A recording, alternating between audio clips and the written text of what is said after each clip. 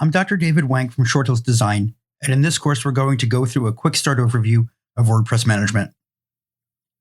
While WordPress management as a whole is a complex set of processes, there are basic WordPress tasks that are important to know and easy to implement for beginning WordPress users. In this training, we will talk about how to log into WordPress and how to reset your password if needed. We'll then review the steps you need to follow to install a plugin, and we'll put those skills to use right away by installing the backup plugin, All-in-One WP Migration. And once we've installed the plugin, I'll show you how to run a backup. Once that's done, we'll talk about how to update WordPress, and then we'll talk about how to update WordPress plugins. Of course, make sure you make a backup before you update WordPress or before you update plugins. Once we're done with that, we'll finalize with going over how to add a new user to your account. This way, you can assign the proper level of access for people on your team. Logging into WordPress. You can log into WordPress by typing in yoursite.com/WP-login to get to the standard WordPress login screen. Enter your username and your password, and you will then be presented with the WordPress backend or administration area. Here's what the WordPress backend looks like.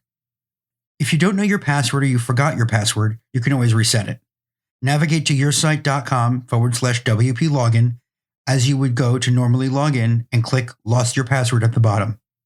You will then be prompted to enter your email address or WordPress username, and you will then receive an email with a link to click in order to reset your password. Note that when you create a new user in WordPress, you aren't required to send the new user the password. So if someone creates an account for you on one of your websites, there might not be a password set until you actually click on Lost My Password to create one. Clients who forget their passwords will often ask me what their password is, and I explain that we can't access it, and that they have to click the Lost My Password link in order to get a new password.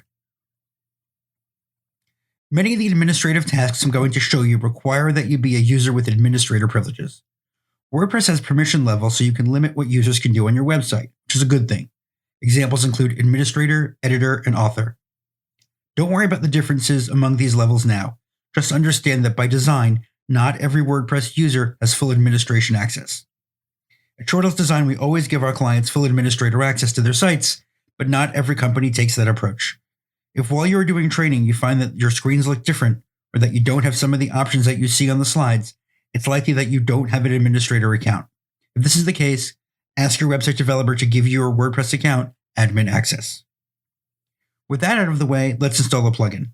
Navigate to Plugins at the left and click Add New.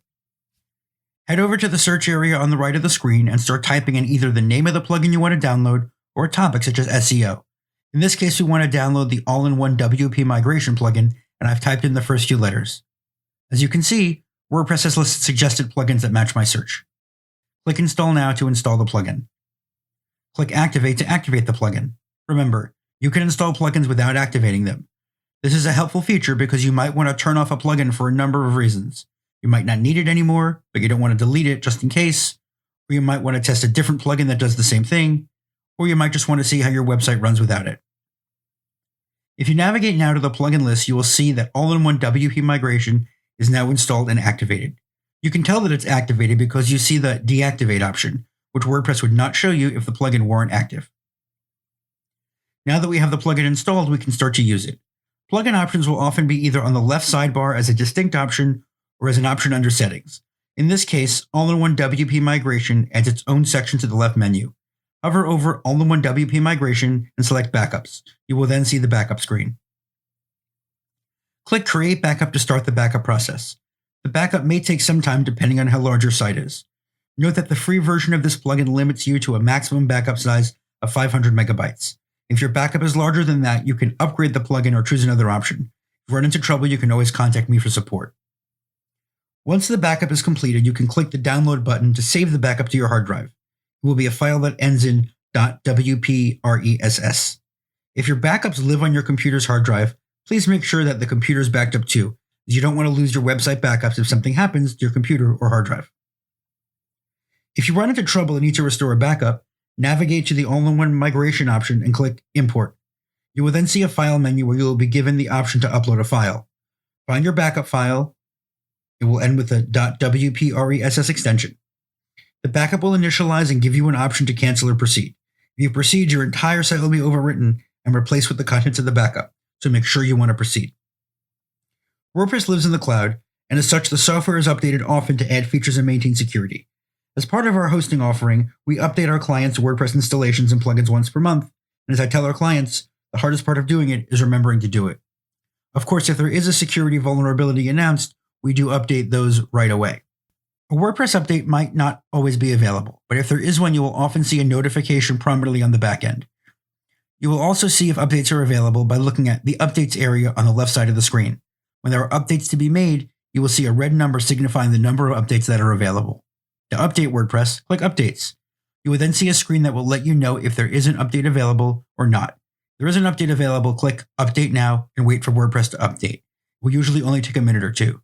And of course, make sure you create a backup of your site before you update WordPress.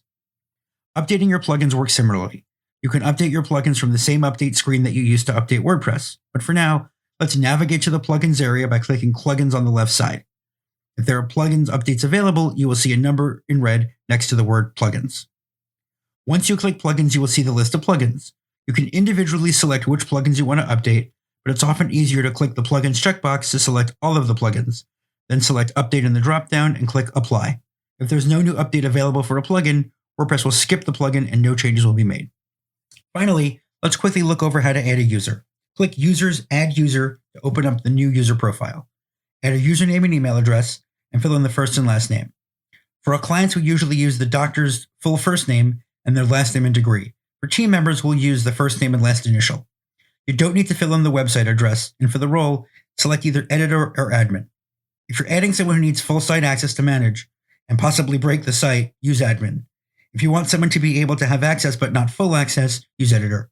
Either way, make sure the checkbox next to Send the new user an email about their account is selected. Otherwise, your new user won't know that you've created an account for them. Click Add New User to finalize creation of the account. Congratulations, you did it. You now understand the basics of WordPress site management. With the knowledge you've gained in this training, you're able to perform basic but very necessary and important website management tasks.